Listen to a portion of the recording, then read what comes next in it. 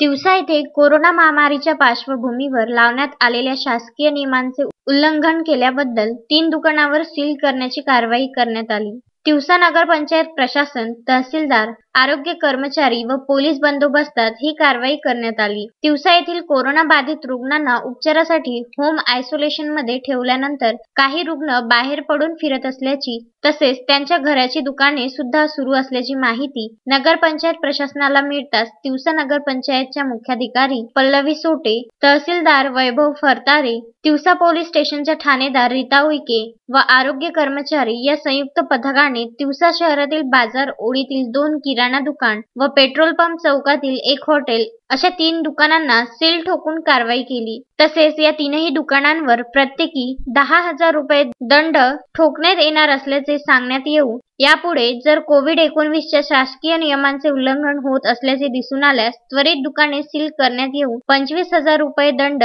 व फौजदारी कारवाई करण्यात येणार असल्याची माहिती तिवसा नगरपंचायतच्या मुख्य अधिकारी पल्लवी सोटे यांनी दिली. रामचंद्र मुंदाने, विदर्भ न्यूज, तिवसा.